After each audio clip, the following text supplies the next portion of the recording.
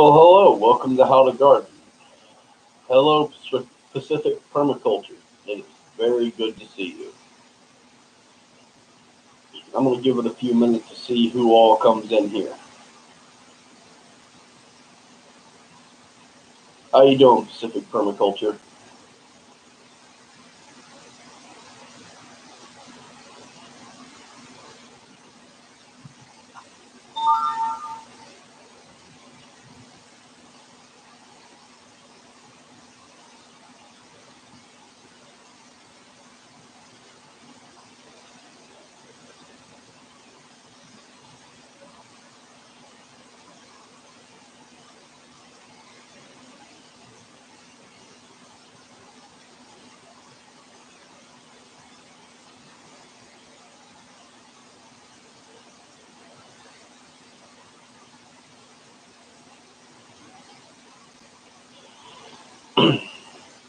Now, today's subject is how to pick a fruit tree for your area. I'm going to cover a few things and take some questions afterwards. I'm going to start by the first thing that you need to do is identify your growing zone. It's one of the most important things. There's absolutely no point trying to grow something that will not grow in your growing zone. So that would be the first step. Second step is identifying what you're most likely and your family is most likely to eat. Because there's absolutely no point in growing something that nobody's going to eat. I've seen this quite a lot where people will purchase several fruit trees, put them in the yard. They fruit every year and all the fruit falls on the ground because it's not something they want to eat, which to me is a terrible waste. Once you've considered those two factors and did a little bit of research on what grows in your zone, it can get a little bit more complicated. That's where you need to decide whether or not you intend on growing from seed. Depending on what you're growing, that will take 10, 15 years before it comes to fruit, and others, 3 or 4, such as Cattleya guava down here in Florida usually produces in 3 or 4 years. However, if you grow a pear, it takes 10 years. Once you've decided whether or not you want to take the chance on growing from seed or whether or not you want something that is grafted so that you know exactly what you're going to get, then you need to learn how to tell whether or not you've got a good graft.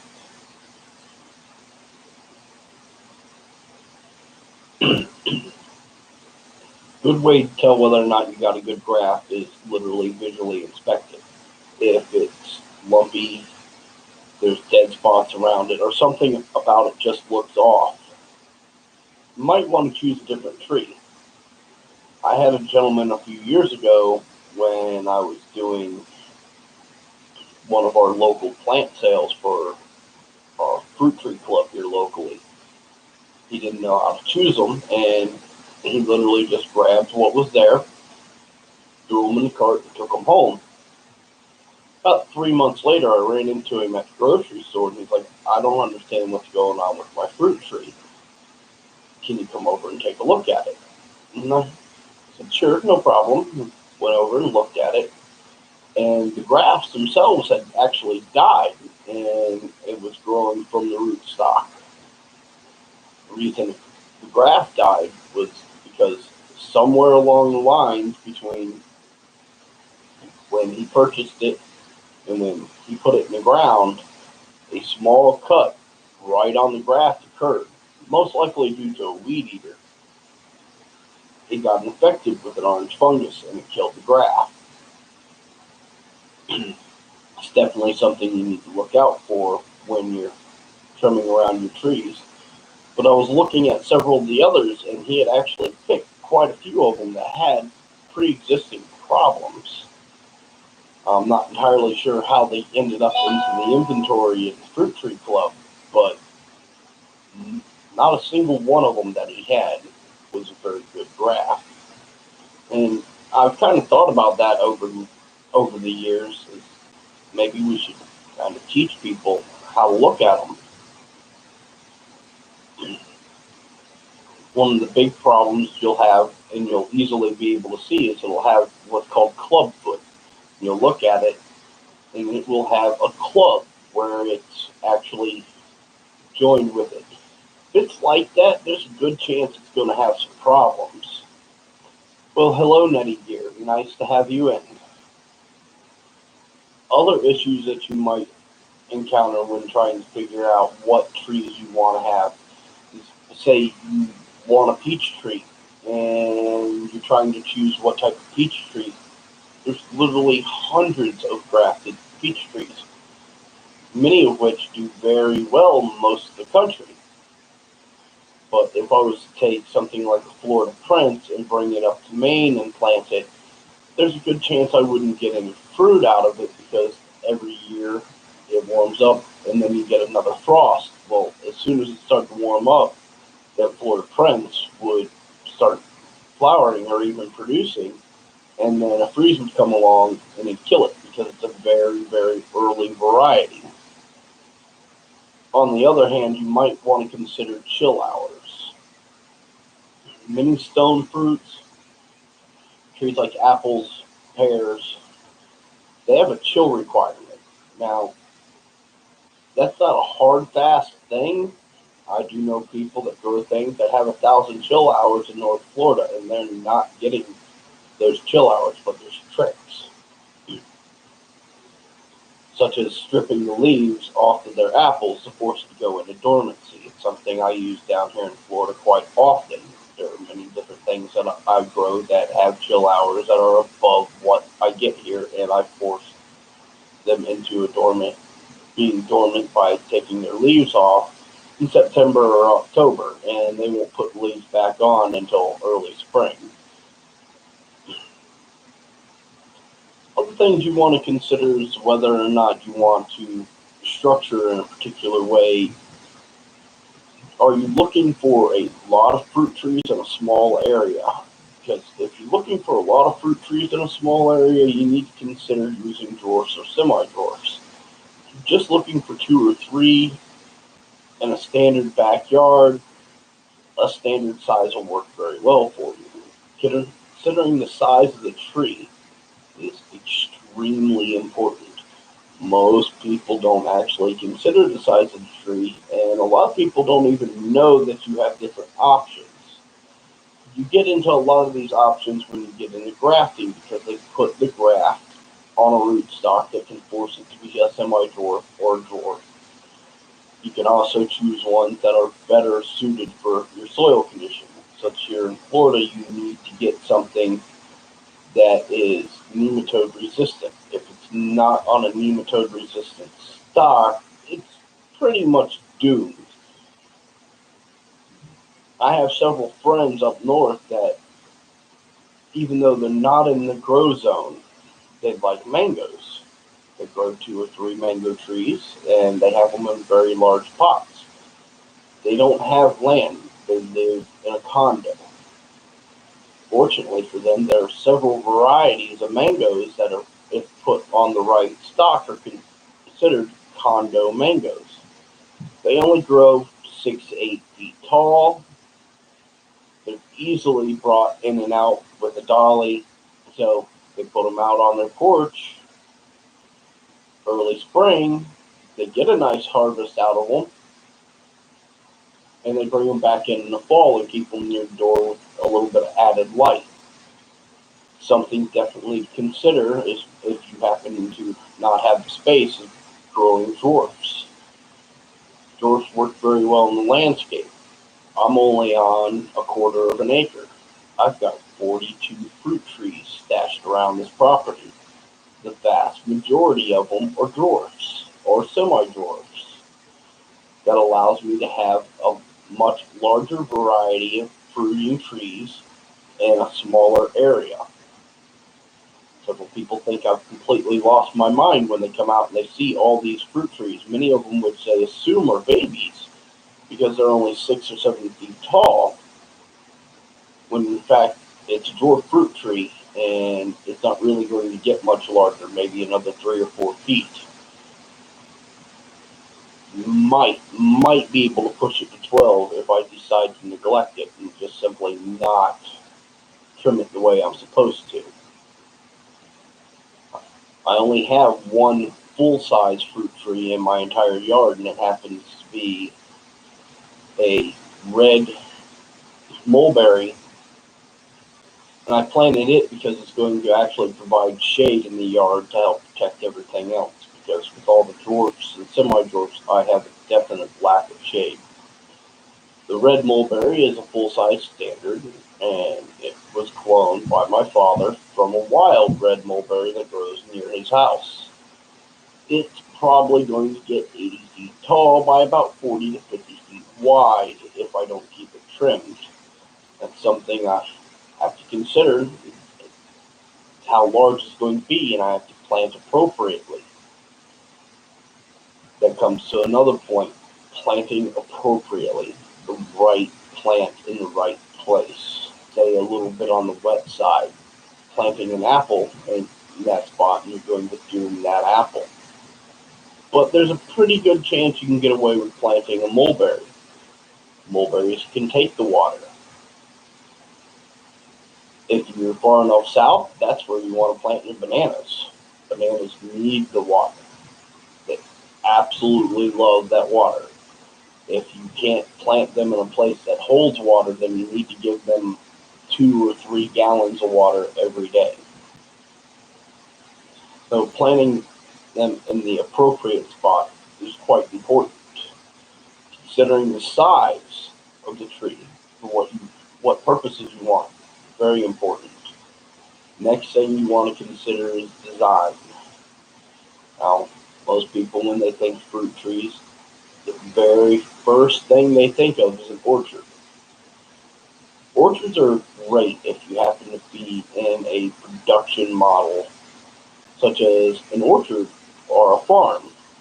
You line them all up so that you can drive your equipment through for your harvest. You plant a lot of the same things. Most backyard gardeners and homesteaders aren't really in a production style. They're mostly just going to be planting what they want to be able to can or eat fresh. That's where you come to the point of looking across your landscape and seeing where's the water, where's the high spots, is there an area that has a lot of rock, what's already growing in that area. And you don't plant nice, straight, pretty lines unless you're planning on bringing large equipment through there. Just planning on having a large amount of trees, you can kind of stagger them quite a bit. I have quite a few planted in one area where it actually makes a semicircle.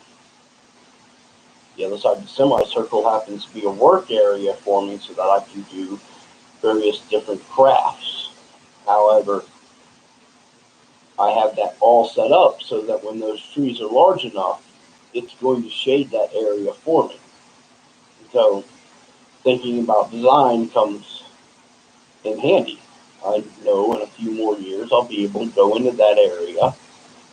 I know all the semi-dwarfs there in that area are going to get 10 to 12 foot tall, so they're not going to get in my way, but they are going to shade me from the morning and afternoon sun, which is actually rather pleasant because I work in that area a lot. I got one more tree to add to that system that's going to be on the far west. It's going to be the largest of the trees. Now, what I've chosen for that particular spot is actually something my daughter wanted. It's a lychee tree. This lychee was grown from seed, and it's probably going to get about 25 to 30 feet tall. And it's going to do it relatively fast. It's going to be in the far western point, so that it shades that area the most during the hottest time of the year, and it'll also help protect the other trees. The hottest time of the day during the summer here, some of the other trees get a little burned. I've planted other support trees next to them with the intent of removing them later. I have quite a few trees in that system that are simply there so that I can chop and drop them. Extremely important if you happen to want to not add a lot of outside intakes, is to grow your own mulch. In particular, I'm using pigeon pea. There are 9 pigeon peas in that semicircle, and their entire point is for me to cut them down and for them to shade the smaller trees until they're large enough. Now, that's kind of a side thing dealing with choosing your fruit tree, but because I planted those there, I now have protection for the fruit trees that I actually intend on being there. A lot of people don't think about that. They go out, they buy their pear, their peach, or whatever happens to be popular in their area, and they go slap it in the middle of the field, and it gets sunburned, and it dies.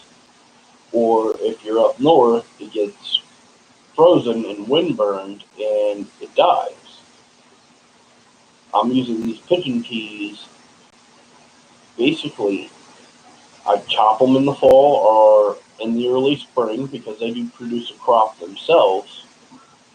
They shade it in the summer, and they block the wind in the winter.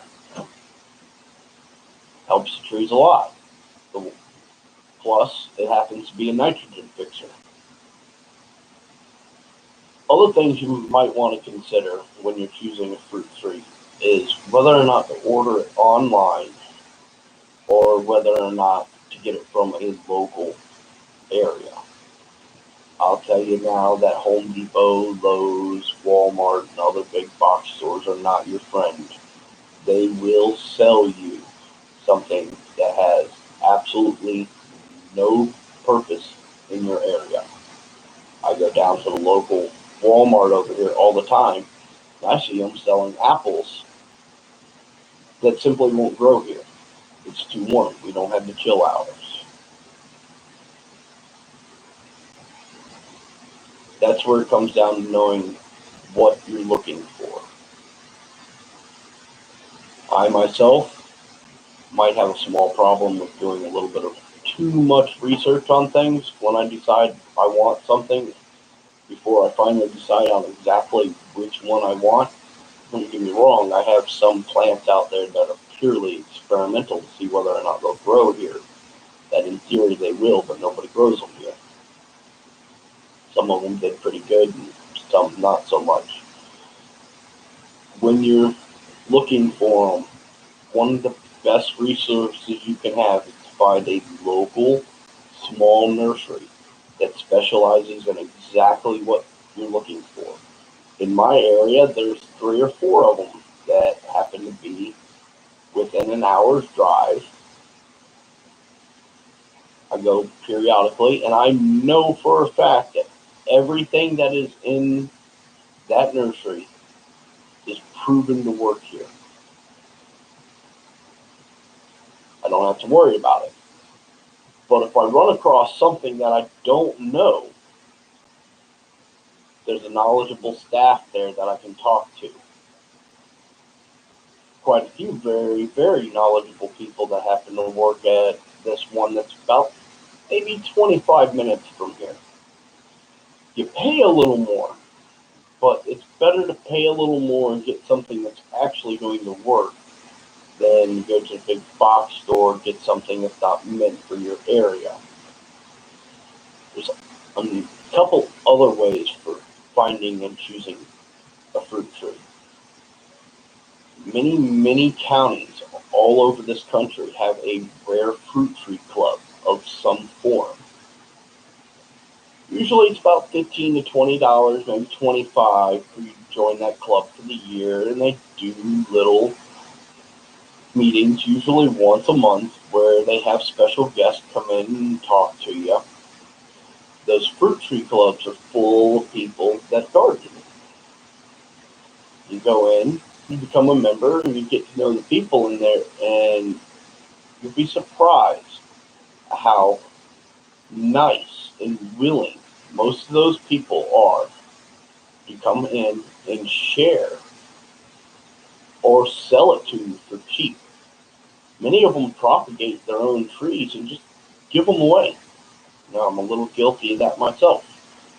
I more than once produced a lot of trees and then took them into the club and just been like, here guys, have some trees. There are quite a few people in the Brevard County Rare Fruit Tree Club and Tropical Fruit Club that are very good at what they do, and they share. They also share their produce when they're done picking. There's one gentleman that happens to have a mango farm about 3 or 4 miles from me. And every summer, after he's done doing his pick that he has to do to make his contracts, and everything's been shipped off up north, mostly to the New England area, he'll come to the club and tell everybody, if you want mangoes, feel free to come out and pick as many as you want. Now, the first time I went out there, I kind of thought it might have been a dirty trick, because when I got there, he handed me a pair of loppers and was like, when you're done, can you trim that tree? And I was like, oh, okay, well, that's how it is. But after I got to know the guy, I actually learned a great deal from him. He wasn't just handing me a pair of loppers and hoping that I'm going to do work for him. The older gentleman was teaching me exactly how to prune those trees so that my own trees would be able to produce heavier. A lesson that I learned with great gratitude. It took a while, but mostly because I didn't realize what he was doing.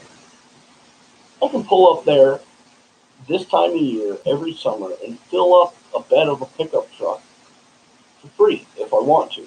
That's how generous he is. Getting to know the other gardeners around you, you can find yourself being able to do plant swaps. I've done quite a few of these. It's a great way to get trees that you know are in your will work in your area. I traded a few mulberry trees to a lady down the road from me, and she randomly stops by here now and just gives me fruit. It's not really stuff that I'm looking to grow because she grows a lot of stuff out of the Philippines. But that's okay. It works very well for me. Hello, Fish Room Fever, Backyard Gardener, and Chewy. Great to have you. Thank you very, very much for coming in. If I missed anybody, thank you very much for coming in. I have a gentleman that lives a little far south from me that really wasn't much into gardening until about 5 years ago, a little bit before I met him. And I'm not entirely sure his story, but somehow or another he fell into permaculture. Now he's got one of the biggest private nurseries in the area. He grows huge amounts of things from seed. He has stuff that is extremely rare. He's becoming a really great gardener. He's got a food forest of about 5 acres that is approaching 5 years old. It's just starting to mature and it's looking really nice. I trade with him on a very regular basis, and I much appreciate the fact that he keeps giving me things that I wouldn't be able to get any other way. I'm just meeting people through these groups. I met him actually online, and you'll be able to find resources for picking fruit trees.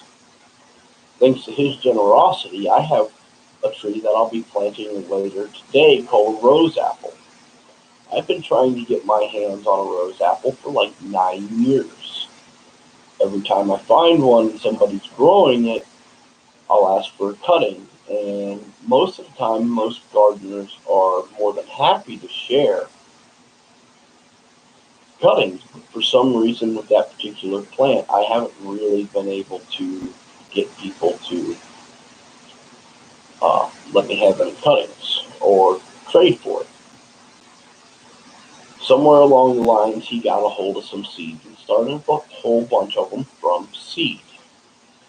So that's going to give me not only a species that I've been trying, but a tree that will be unique to itself. Nobody else is going to have that exact rose apple. I'm not going to know what color it is until it fruits. Rose apples are really cool. They can be white, green, red, purple, black. I have no idea what the fruit's going to be like until it produces. Kind of something to look forward to. Hello, CB's Greenhouse and Garden. It's very nice to have you. And yes, sir, I'm staying very cool today. I got a fan. I'm inside in the air. We'll be outside in the heat here in a little while, though. Other things to consider when you're picking a fruit tree is whether or not somebody that you know is going to be willing to trade for cuttings. Seems like a strange thing to consider when you're picking fruit trees, but because I'm able to share certain things that I have with so many people, I get so much back. I now consider whether or not I want to use the space on something that I'm not going to be able to share with others. Certain trees are extremely easy to propagate, and others not so much. So I have been considering with a lot of the things that I've been adding in here lately, is this something I'm going to be able to propagate easily and be able to share with other people? On that, when you're propagating a lot of these subtropical trees or things that you can root yourself very easily, you have to consider whether or not it's going to become a full-size tree, it's going to become a monster. Think great oak that produces berries. I don't want to give that to somebody that has a very small yard or wants to grow mulberries in a condo. Now, if I was in a condo or an apartment and I wanted to grow mulberries, my first choice on that would be the Illinois everbearing or dwarf everbearing. Only gets 6 to 8 feet tall, can easily be grown in a pot, and produces copious amounts of berries. But if I'm wanting something that's going to be producing a large area of shade, that native red mulberry is exactly what I wanted, and it's planted where I want it. Anybody have any questions that I might be able to answer?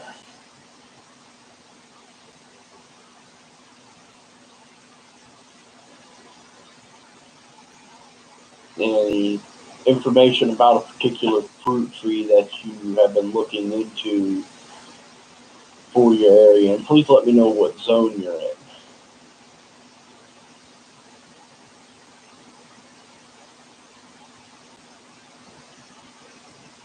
Probably going to have to do one of these just on selected mulberries. There are literally hundreds of different types of mulberries out there now.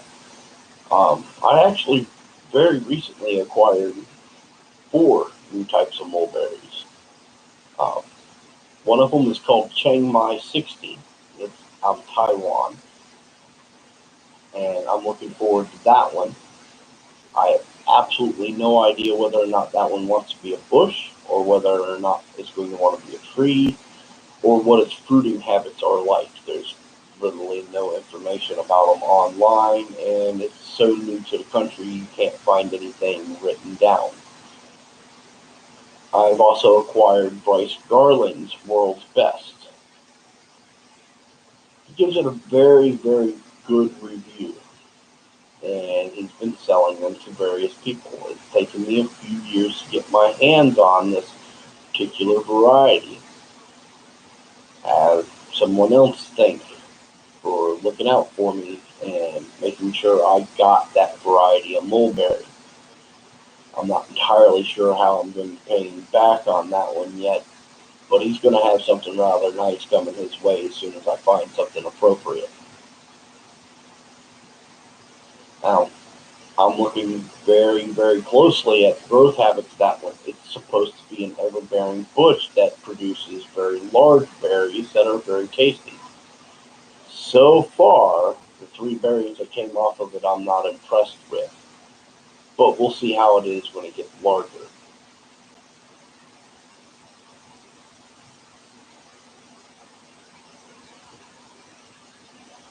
Pacific Permaculture says, I'm thinking to start a tropical area here. I can enhance my 9B area with glass. Yes, I do highly recommend you put in vents and fans as well. That way, just to make sure it doesn't get too hot. You can also increase your heat holding area by having a block wall, planting it on the south side, in front of the wall of the house, or a large fence. I've actually used this trick with a key lime that I have. The neat trick about key limes is they will become an ever-bearing key lime where it produces for 9-10 months out of the year if it gets enough heat. So I planted it next to a fence to reflect the heat back in.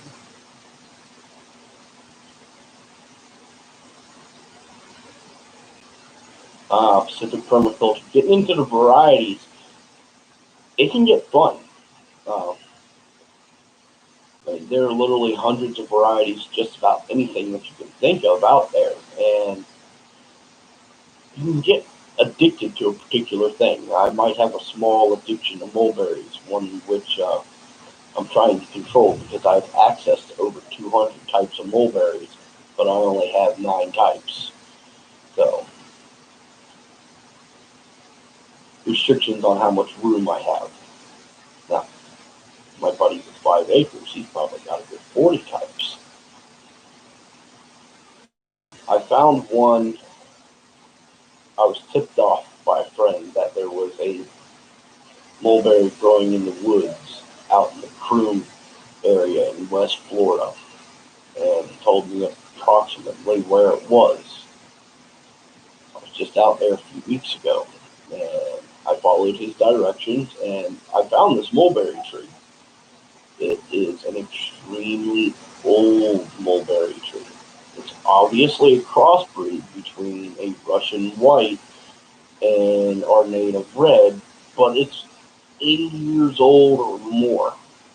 It's got this massive trunk at the base. It's all gnarly and twisted, and me being me, I decided to take cuttings and bring it home and stick them in some pots, and now I have that variety. Can't wait to see how the fruit comes out.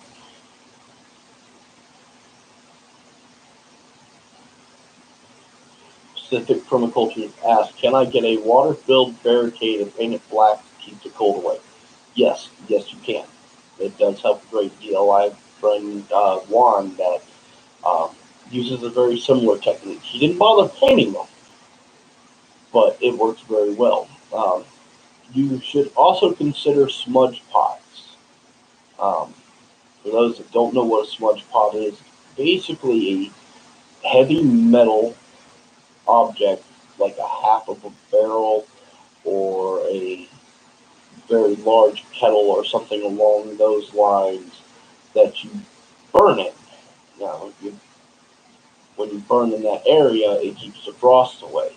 It's a trick that was used a lot down here in Florida in the citrus groves for about 100 years. They got away from it back in the 70s, mostly because they figured out that you could turn on the water sprinklers and freeze everything and receive very little damage versus having a lot of people running around keeping these fires going.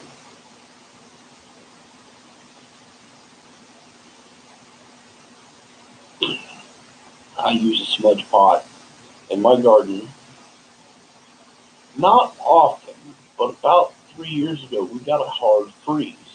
I was running around outside like crazy with these little fires.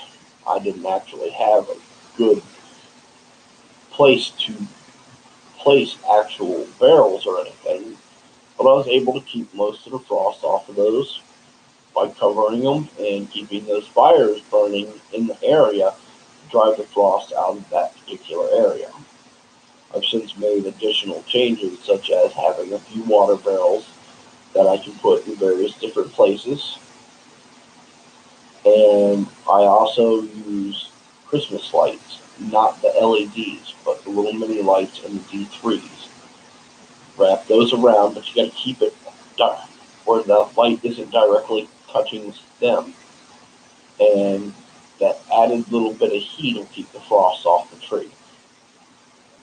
For the most part, I don't have to worry about too much frost. We'll have 3 or 4 years of where we're getting a good freeze, and then we won't have anything like that for 5 or 6 years. And we're in the middle of one of those.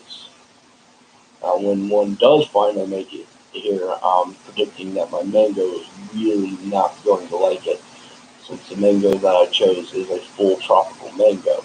I don't think it's going to kill it, but definitely going to burn the outer tips. That's something else to consider when you're planting and choosing your fruit trees, as to whether or not you're going to be able to handle the conditions around it. Hello, Lazy Acres Homestead. It is great to see you come in. Thank you very much.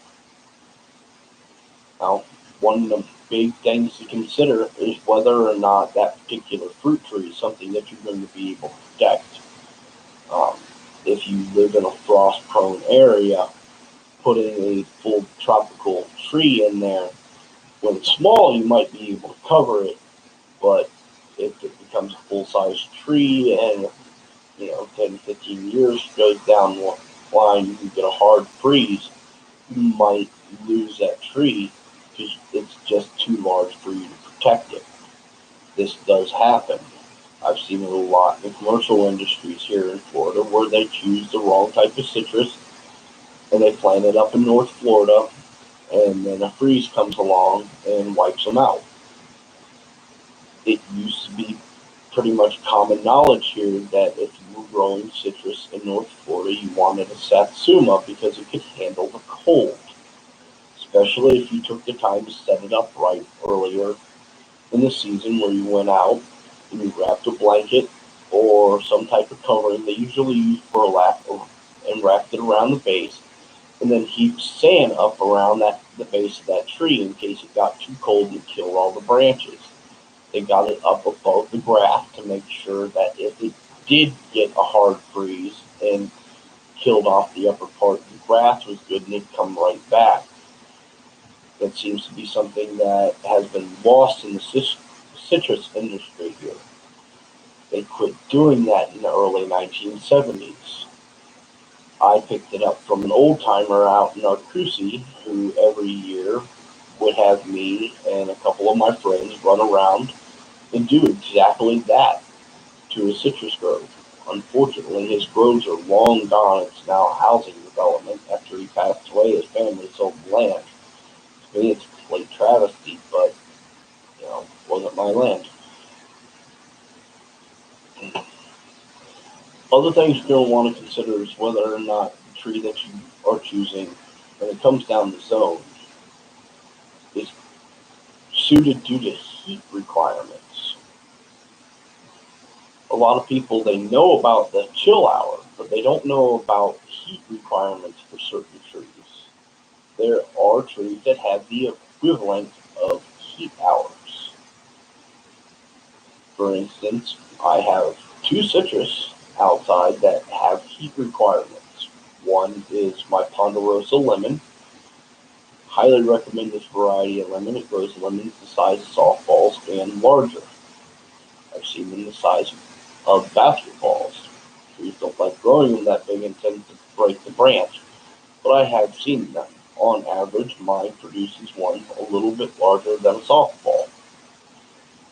It has a requirement of 2,000 heat hours, or it will not produce. My key lime is the same way. It has heat requirements. If it does not get enough heat, it's not going to make it. You might have it there for 10 years and it won't produce. And key lime is something that you should be able to grow from seed and it'll produce in 3 to 4 years, 5 years at most. Mine's going on 6 years old, and it's doing everbearing exactly as I planned it would. I had the ability to pick these tiny little limes year-round. Started last year, and this year it's just completely loaded. My Ponderosa Lemon is also from seed. I got it from a gentleman who brought it from South Florida. His son had started it from seed, and he moved up here to Central Florida, and it got a small infection on leaves where it had little yellow dots all over it, and he freaked out. And not knowing his diseases, he threw it away. I happened to have been visiting him that day, and I asked him why he was throwing it away, and he told me, it has greening, I've got to get rid of it. So I went over and I looked at it, and it didn't have any of the symptoms of greening. It was about 18 inches tall, so I asked him if I could have it. He said, sure, but you're probably just going to want to throw that away. And I said, well, I'll take my chances. And I brought it home, and I cleaned it up, and I sprayed it with copper fungicide, something I don't use very often. And yellow dots went away because it was a fungus growing on the underside of the leaves. I planted it out back, and before I planted it, I noticed there were actually 3 of them in there. So I separated them, and I sold the other 2 off to other people. And I planted mine, and they planted theirs.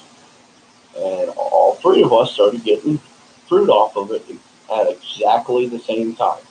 Now they're completely from seed. As far as I'm concerned, it's a free fruit tree. As a matter of fact, it's a fruit tree that I made a profit off of before it even got to the point of producing.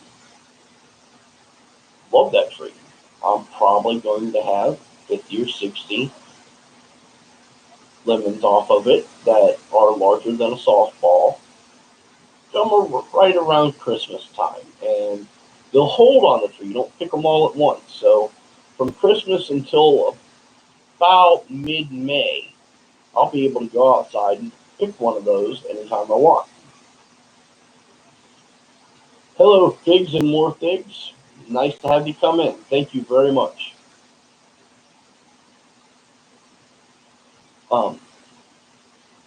If you happen to see anybody in the chat that you don't recognize, please go over and check out their channel. If it's something that you like seeing, join them. I'm 100% sure everybody in here would greatly appreciate it. Watch a couple of their videos and leave a message. I know everybody in this chat's the type of person that'd come back to you and check you out.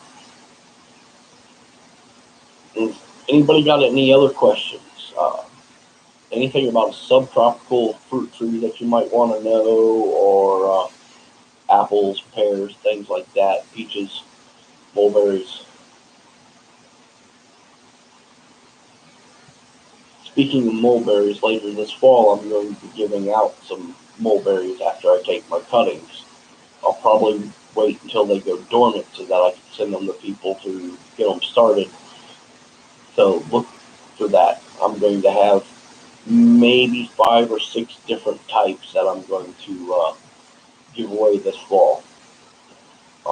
When I do that, please let me know what zone you're in so that I can make sure I send you the appropriate type. Because giving you the wrong type for your zone doesn't work out so well.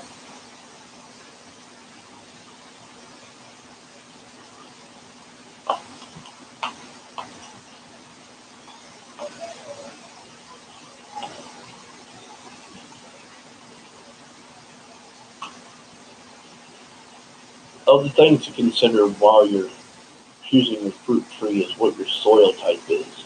If you happen to know whether or not you have sand, clay, rock, silt, that's something you want to consider. If you are growing in a sand-based soil, you're going to want to consider adding appropriate amendments. Same with clay. Down here in the south, there's a serious nematode problem. So you're going to want to make sure that you select every fruit tree with that in mind. It's a real problem here with the big trees. I love big trees. You can grow them from cutting. They grow great.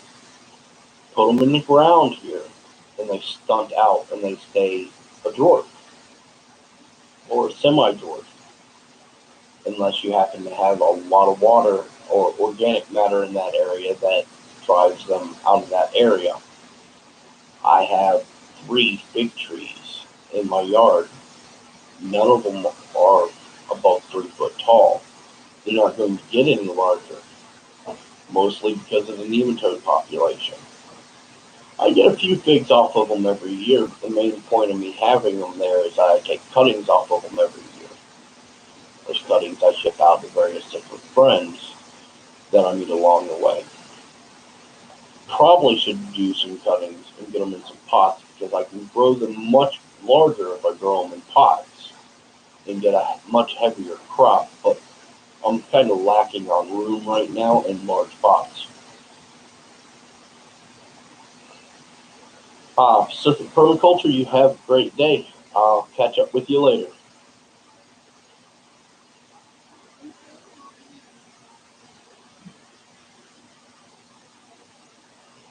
Okay, I was talking about the fig trees and the nematode problem. Now, the nematode problem is very, very important to address if you're growing stone fruit here. If you are growing things like peaches, plums, apricots, and if you do not have it on a nematode-resistant rootstock, it will kill those, usually in about a year. It's actually something that I had quite a bit of problem with. I wanted like 5 or 6 peach trees. Ford Prince that I have out back that produces copious amounts is on a nematode-resistant rootstock. Does very well. I got several peach trees that are all appropriate for Florida as far as the breed goes. Got them from a local box store. They were selling them really cheap. I got them for like $3 a piece. They were 2.5, 3 feet tall. Not a single one of them made it. And I went back to find out why, and they couldn't actually tell me anything because, it's a box store. But the lady was able to provide the nursery that they are originating off of them, at least some numbers. And I talked to that nursery. That nursery was in Arkansas. And I explained to her what happened.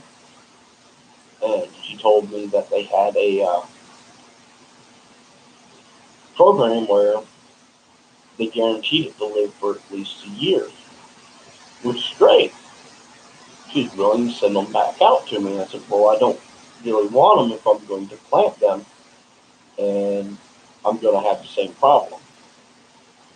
What type of rootstock are they on? And the lady explained to me that all their rootstock was started from seed, and then they grafted onto the seed, which means they have no idea whether or not that rootstock is nematode resistant. I declined on getting any more fruit trees from them, and I don't buy any more fruit trees from that particular box store anymore, which is a shame because they do really good sales all the time, but I don't want to waste my money. I mean, seriously, I was getting fruit trees for $3 and $4 a piece that would normally be $30 or $40, but it's just a waste of money. If I'm going to put them in the ground, they're going to die. Well, hello, Dan, Permaculture Food Forest. Nice to have you in. Hello, Hugh. You are in 7B, so any subtropicals I grow here to be wheeled inside and fit. I've had to give palm trees a haircut a few times.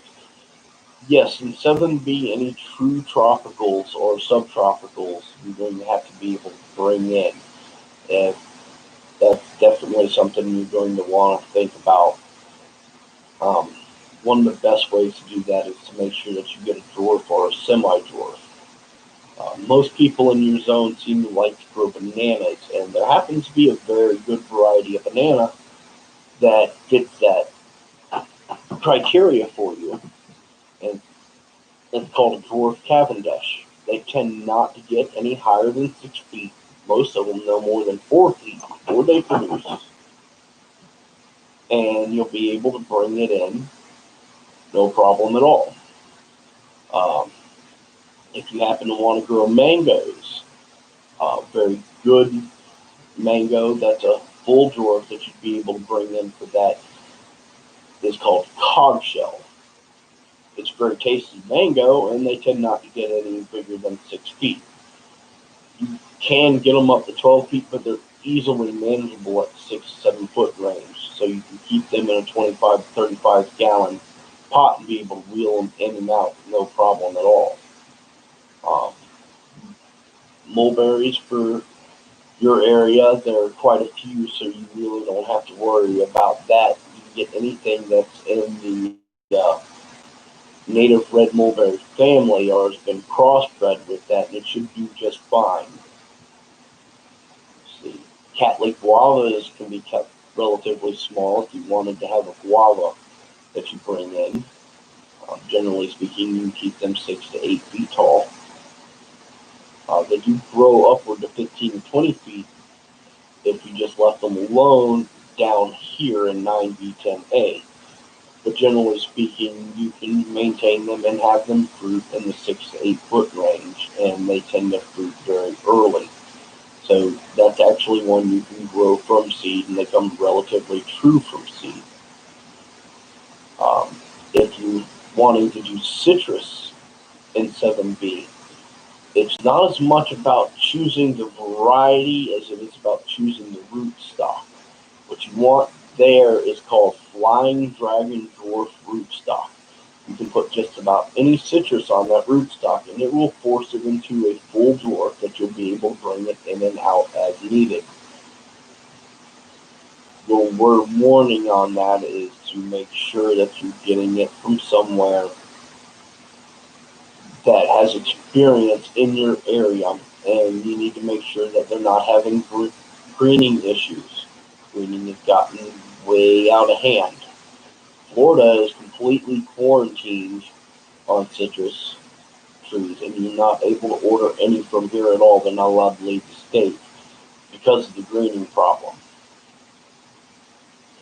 Hello, Skittles. Nice of you to come in. Thank you very much. If anybody else has any questions, throw it in the chat. I'll do my best to answer it.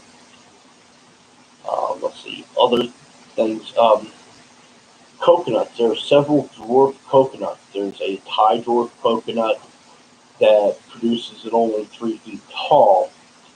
I happen to have a friend that lives in New York that's had one for about 9 years, and he gets 5 or 6 coconuts a year.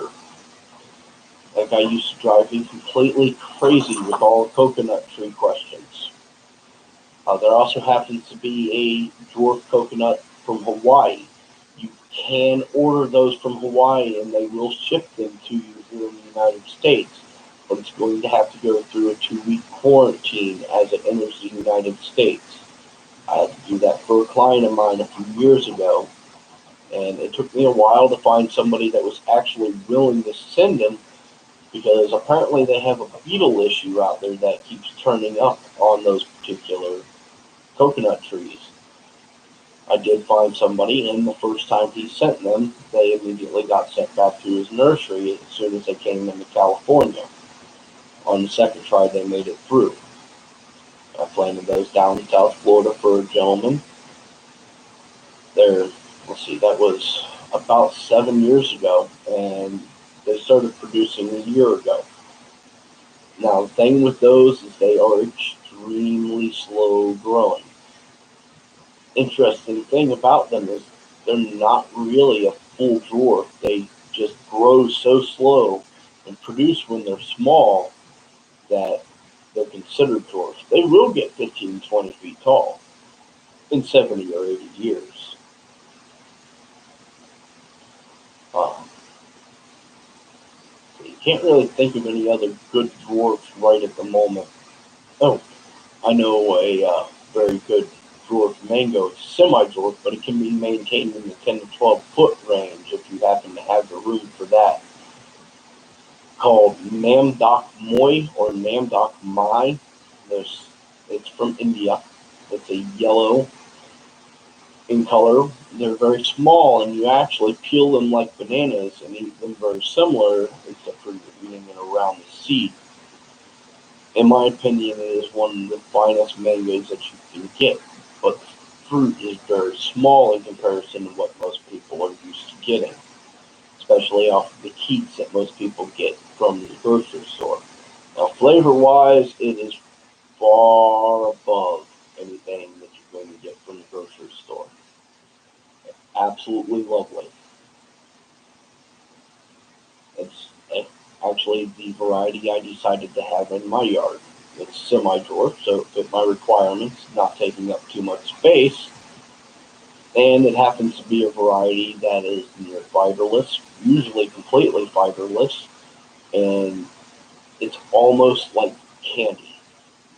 You can take a knife and scrape it off and dehydrate it, and no sugar or anything added. It's sweet enough to be like candy all on its own.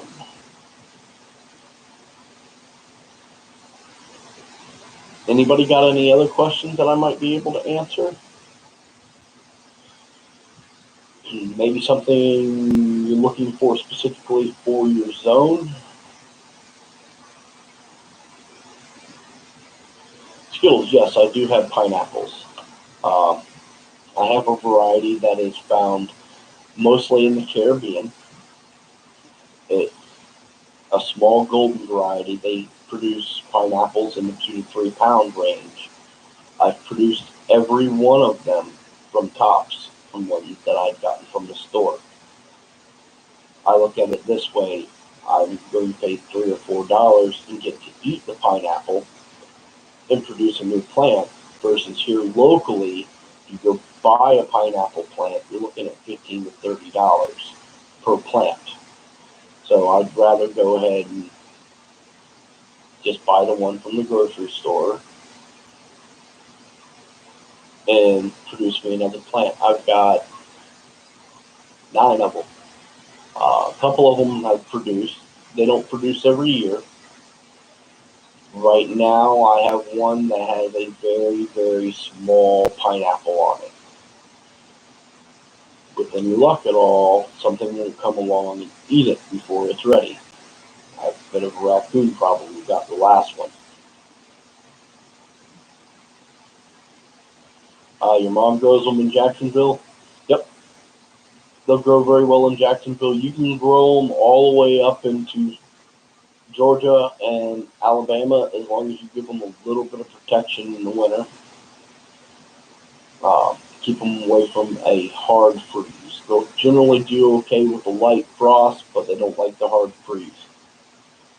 About 100 years ago, the area where I'm still wise had 4,000 small plantations. They all shipped them up north on the barges with citrus.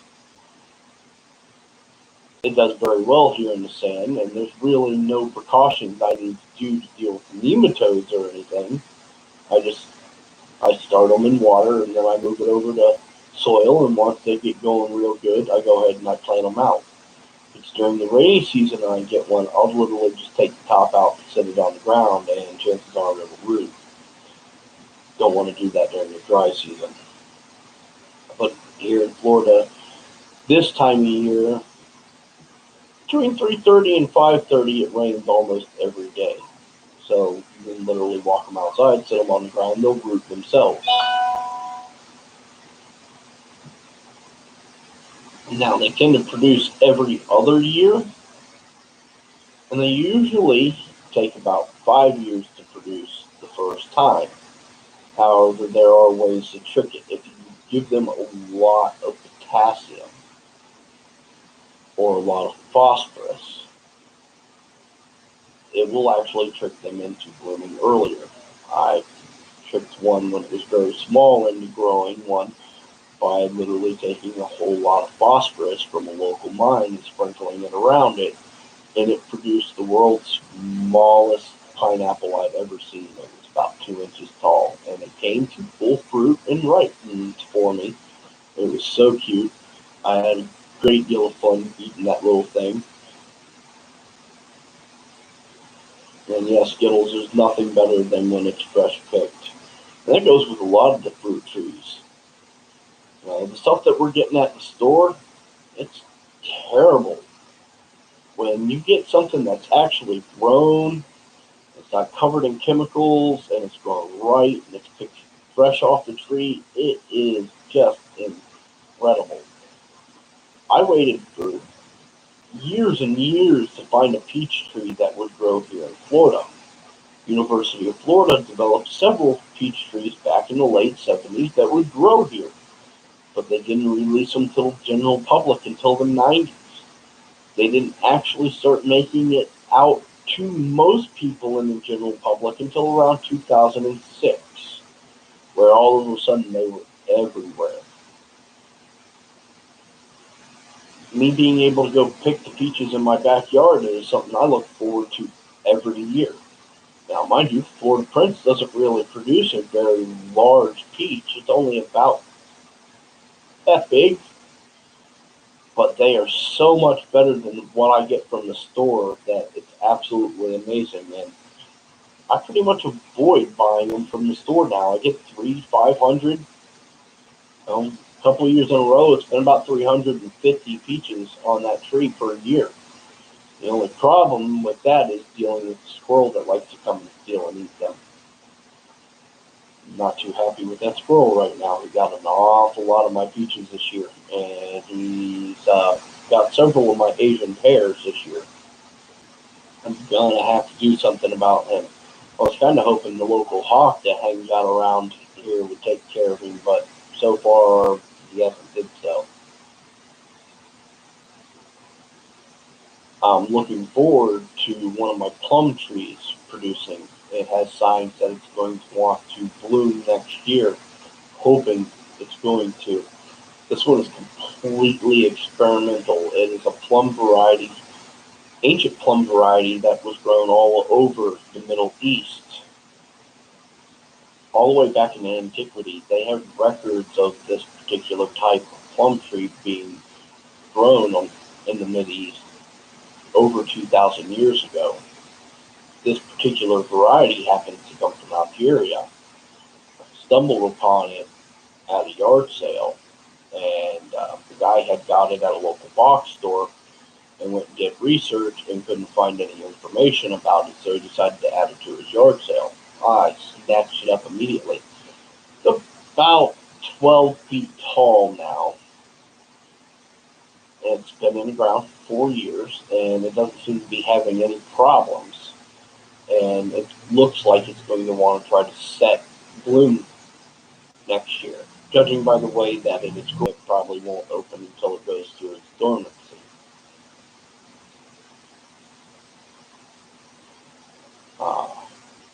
Probably just lost everybody. I just had to notice that my connection was unstable. Everybody let me know if I'm there.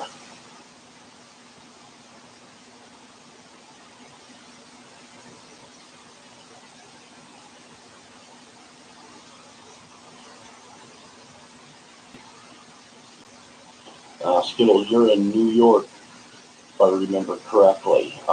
Apples, peaches, plums, pears, those all do very well up there. You're actually in one of the better areas for growing apples because you're far enough north that they're going to get their chill hours, but you're not going to have the humidity problems that most people that grow apples in the south are. Peaches and plums do very well there. There's also a few interesting things, like there are several varieties of pomegranates that will actually grow very well in upstate New York, all the way up into Canada. Of course, you got the maple trees that do very well where you're at. Something I really wish I could grow here is a sugar maple. Sugar maples do not grow in Florida. happen to run across somebody that's trying to sell you a sugar maple that will grow in Florida, they're lying. They do not grow here, and there are no varieties that will grow here. Now, what they're going to end up selling you is the Florida red maple, and they're going to rely on you just simply not knowing that it's what that is. I found several very unreputable nurseries online that will sell you a red maple and tell you that it's a sugar maple. They'll be like, sure, you can go ahead and you can tap that and you can get yourself some nice syrup out of it. No, you can't. Sugar maples, if you boil that down and you make a nice syrup out of it and you eat it, it's going to make you very sick. So don't do that.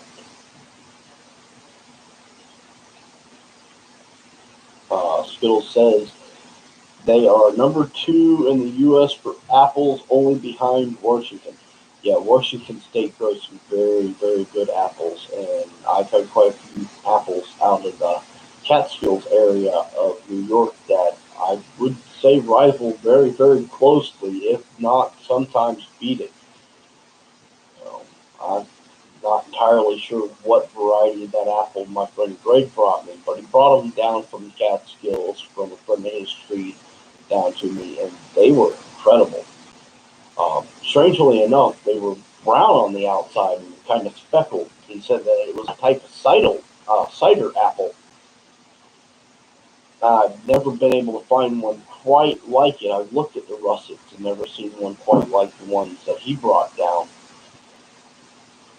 But it was far superior to anything I can get from a store here in Florida. As far as apples that you grow in Florida, there's only a handful of varieties that'll work here. Red Lady's one of them. Um, Aaron Shimmer is another. Golden Dorset. And one of the big problems with the apples down here is even though you can get ones that do bloom and will produce, having their actual bloom cycle line up can be, let's see what's a nice way of putting it, irritating. You can have all of them that are approved to grow here in Florida and not have a single one of them have an overlapping bloom with the other one. It took me a while to figure out a way to solve that problem, and the way I solved that problem is a crab apple variety called Transcendent.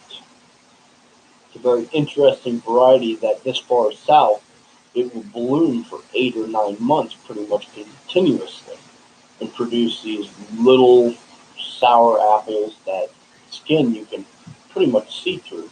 Makes a very good jam if you happen to like apple jam. But as far as eating those little apples, they suck terribly.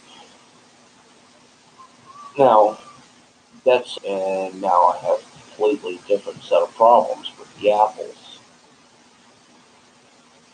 Mostly I don't have space, and every time I introduce a new apple into my orchard, because I have one that's established, something always seems to happen to that apple tree, and therefore I have one apple that blooms every couple of years when it gets enough chill hours, and there's nothing there to produce with it. It's actually only gotten one apple off of that tree in 6 years. A little bit on the irritating side, and I think I'm going to end up digging it up and putting something in that'll produce better. I have a friend that's really, really into apples, so I think I'll be giving him that particular tree. He's actually given me a couple of his over the years, and I planted them up real good, and then something would happen. I think mostly it's nematodes, but it could be a shock from a change from switching from using a lot of commercial fertilizers to going to no commercial fertilizers. That's something you definitely want to consider. If you're buying things from stores, most of them are grown in such a way that they are addicted to commercial fertilizers, and you need to wean them off slowly. Then it's like a drug, and if you suddenly drop them into an environment where they do not have the ability to feed from water solubles, they don't know how to actually trade and work with the fungal networks to be able to feed themselves. So you got to put them in a situation like putting them in a large pot, and you start them off with a standard amount of water-soluble fertilizer, and then the next year you half that, and then the next year you half that. Then next year you half that, and you start adding in water-soluble organics and things like mushroom compost, and making sure that you get a good microbe and fungus base going on in that pot. And then you go ahead and completely cut it off from any of the synthetic fertilizers, and you only give it water-soluble organics, and then you slowly cut that off so that it starts to have to work with its environment itself and actually trade its sugars with the fungus that's in the soil, or the other microbes that's going to give it back nitrogen and other minerals that it wouldn't have been able to get if it wasn't trading. That's how it works in nature.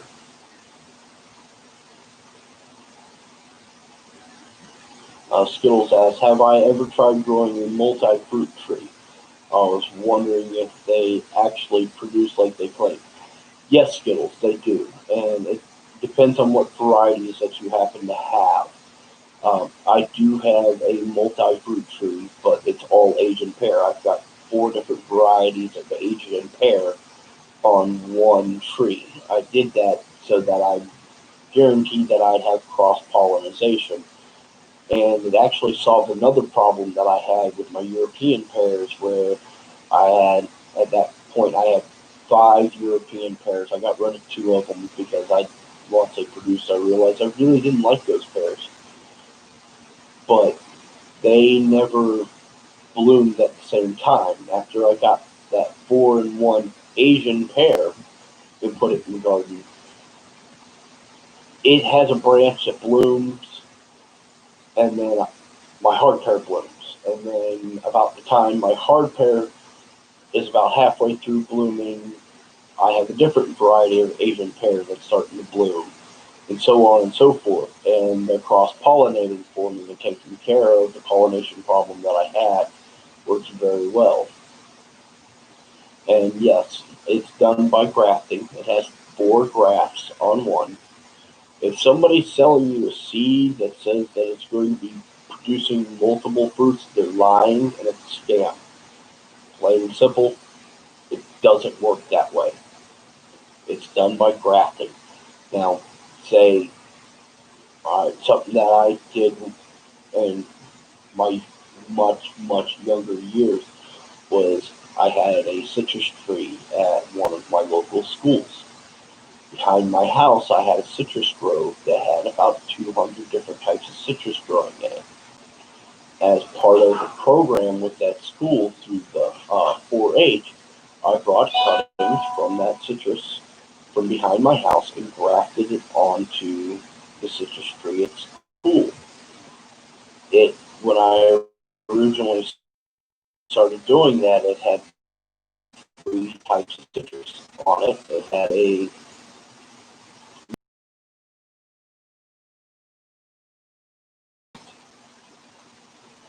by the time I put probably 60 or 70 different grafts on it, and it basically become a Franken tree with all these different varieties of citrus. It was absolutely incredible how many varieties that I'd managed to graft onto that one thing. Now, it still took a number of years before those grafts got large enough that you'd be able to get fruit off of it. Generally speaking, you're looking at 3 to 5. Commercially, for it to be viable, you're looking at 10, because they're waiting on citrus acid within the fruit to get to a certain point where it would be allowed on the market. Something that they have with the Satsumas here in Florida was that you waited 10 years even though it started producing at 3 or 4 years old before you actually harvest it off of that tree.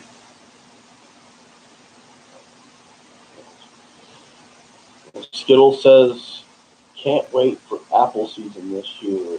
I'll be making apple butter. Ooh, I love me some apple butter.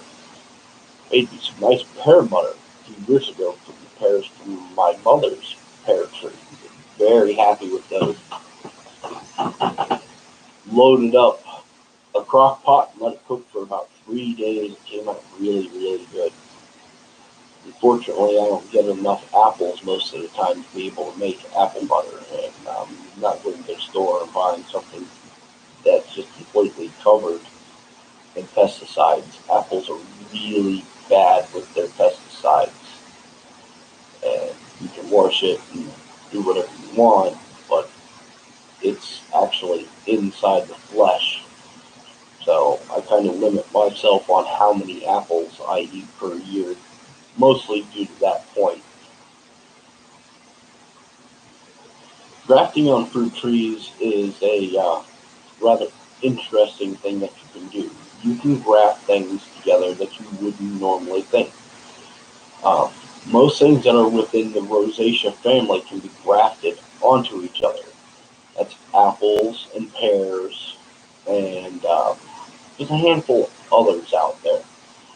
But the most popular are apples and pears. So you can actually get a tree that can have 3 or 4 types of apples and 3 or 4 types of pears on the same tree. Now, the apples and pears aren't closely related enough that they'll cross-pollinate each other. But it's still really nice to have a tree that has apples and pears on it. And that's the same with the stone fruit. You can get yourself a multi-grafted stone fruit that has peaches, plums, cherries, apricots, all on the same tree. It's wonderful. I actually had one of those a number of years back that was at a place that I had lived.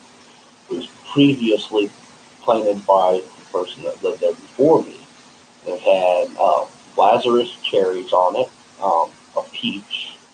Peach didn't do very well because it was in Alberta, and Albertas don't do well this far south. Um, it had a Santa Rosa plum on it and a Italian plum, Italian everbearing, I believe. And it was really nice. You go out, it was a very small yard, and it had that, and it had a dwarf tangerine tree growing in that yard, and it was rather nice. Um, the former owner of that particular place had planted that multi-graft tree there, and I looked forward to it. That one year that I was there, I had identified that as multi-grafted, but I hadn't identified exactly what was on it at that point. And when the cherries popped out, I got all excited because cherries are really, really hard to grow in Florida. There's only a couple of varieties that'll even grow here. There are like about 15 types of choke cherries that'll grow here, but those things are terrible unless you're making jam. Wow, I've been on for an hour and 20 minutes. It's definitely the longest live stream I've done so far.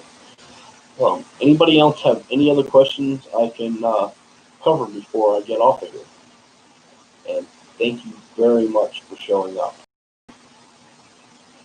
Skittle says, I've been expanding my garden the past few years. I'll be putting in a fruit trees as well. Awesome. You really can't go wrong. It takes a little bit of time for them to get going, but once they get going, they will outproduce any vegetable garden. I mean, you get a handful of trees, and you'll have so much fruit in a few years you won't know what to do with it all. In your area, definitely get yourself a plum, a peach.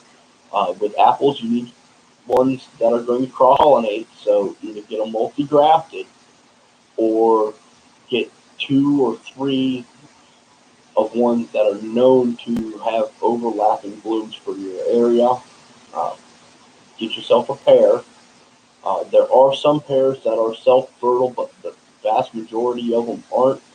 And same with the apples. Get yourself either a multi-grafted or several varieties that are well known for your area to be able to overlap. That information is usually really easy to find. New York has a very good Master Gardeners program. I'm not sure what university it's from, but I have read quite a few papers from them, and they will have had that type of information published online. Uh, or you can call your local extension office and ask them. We'll have a local extension office in New York. Master Gardeners program is a good place to call and ask. A lot of times they'll have local meetings where they meet up at a library or a local school. I've seen them meet up at post offices so that people can come out and ask them directions directly.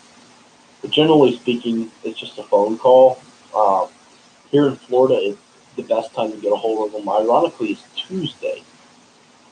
You'd think they'd be more available on the weekends, but they really, really like to do their meet and greets and have people on site to answer questions and on phones on Tuesdays. It's much easier to get a hold of somebody. Not that you can't call them other days of the week, but you tend to have to leave a message and somebody will call you back.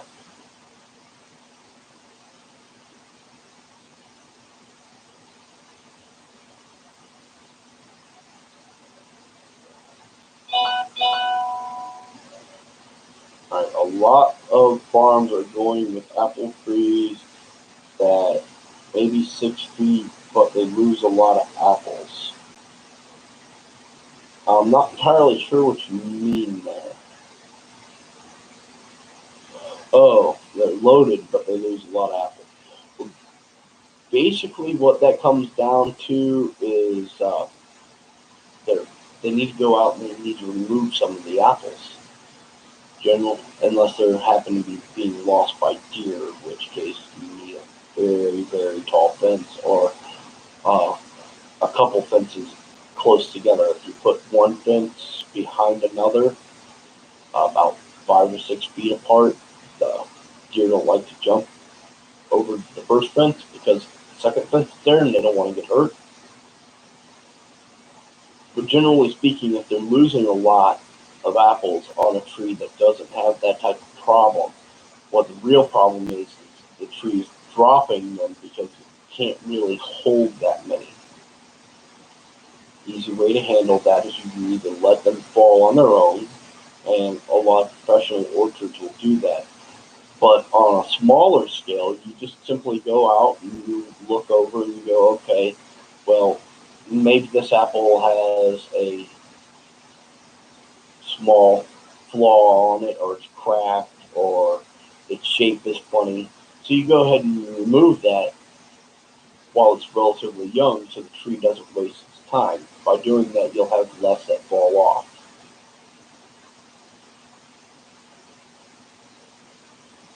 Yeah, the deer are fun. Um, Fortunately, I don't have a lot of deer problems here, but I had a friend of mine actually describe what he went through up in Kentucky planting his fruit trees, and they basically came in and just ate all his fruit trees right down to nubs. Um, Something I have used here in Florida to deal with deer, and to me it's funny. Other people don't find it so much. Is I found motion activated water sprinklers. Found them online, and I put a couple to deal with some deer that were coming onto a client of mine's property, and every time they happen to go over by his vegetable beds, those water sprinklers turn on and hit the deer. And the deer don't like getting wet, so plus the motion, they really don't like it. It's actually one of my top ways that I've found to deal with deer is these motion activated water sprinklers. They really don't like it. They don't like getting wet. They don't like the sound. They don't like the motion. They just kind of get out of the area. You keep it set up that way for a decent amount of time. You teach the deer that they don't want to go in that area, and eventually you'll be able to take them down and they'll leave the area alone. Highly recommend that one.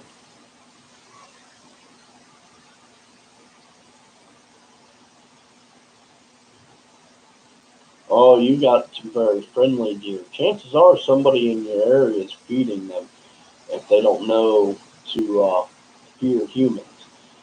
Most deer here in Florida don't do that. There's pretty long Florida hunting season here, and a lot of people that make a point of hunting deer. And most Florida deer, until you get down to the Keys, know that humans are a threat, and as soon as they see you, they're gone. A lot of times you don't even see them. Now you get down to the Keys, and there's a key deer down there, which are these tiny little cute things. They're absolutely adorable, but they've been protected for,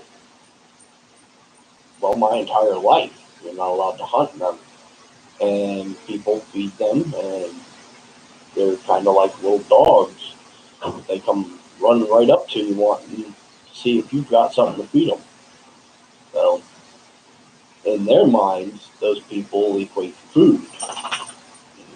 Get up in Central Florida, unless you trained your deer to realize that you're not a threat by putting out food for them on a regular basis, you'll never even see them except at a distance.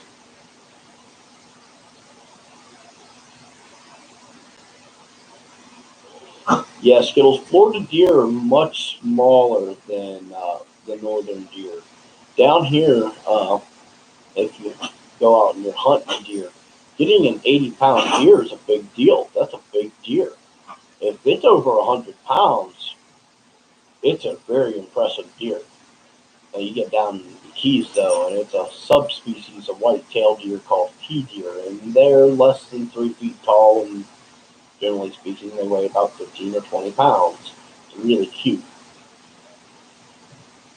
I didn't realize, because I'm a native Floridian, how big deer actually got until I was up in Alabama one year, and deer walked right up into my cousin's yard and looked me dead in the eye, and I was like, wow, that thing's massive. Down here, they just don't get that big. We don't have the environment for them. There's not enough wild food growing in our forests of high enough quality for them to get that type of size.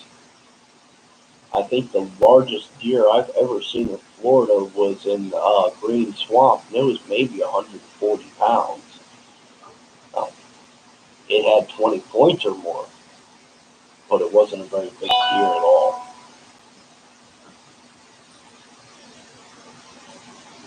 All right, I'm going on an hour and a half, so I'm going to go ahead and cut this here. Everyone that came in and is presently watching, thank you very, very much. Skittle says Jacksonville area used to have bears, panthers, and hogs. The pigs are a major issue here in Florida. They're destroying a lot of our forests. You see very few panthers, even though they are on a rebound. And the bears are just, their population is exploding. So much so that for the first time in my life, they actually opened up a bear season for hunting last year. It was raffle only. But I'm not going to hunt a bear. It's just not something that's on my to-do list. Their population isn't anywhere near large enough for me to go hunt them. Kind of disagree with the fact that they decided that it was okay to open them back up. Their population is only maybe at 10,000 or so for the state of Florida. And Florida's a fairly large state, so that's not really that great of a population. They did it mostly because in the area northwest of the Orlando area, where the neighborhoods and suburbia is expanding into that forested area over there, is now pushing into what is traditionally bear territory. Bears are coming out of the forest and they're going in and they're going after people's trash cans because they're there for the food. Trash cans have recently been brought out that are supposedly bear proof, but I don't really buy that. So they went ahead and they opened up a brief hunting area in season. in the Ocala National Forest. I completely disagree with that. The bears that were in the Ocala National Forest simply are not the same bears that are going into that area and going through people's trash cans. Now, the bears are going into that area and have established that as a food source. They do need to be moved. But all they were doing was taking them maybe an hour, hour and a half drive away and dropping them off, and they just walked back in a few days. They need to move them to a much further area away so that they're not encouraged to just go back to where they were. Uh, Hello, Jacob Downey. It was great to see you. Nice to have you in. Thank you very much for the thumbs up. Yep, I have passed the hour and a half mark. I'm going to go ahead and stop here. Everyone, thank you very much. Have a great day.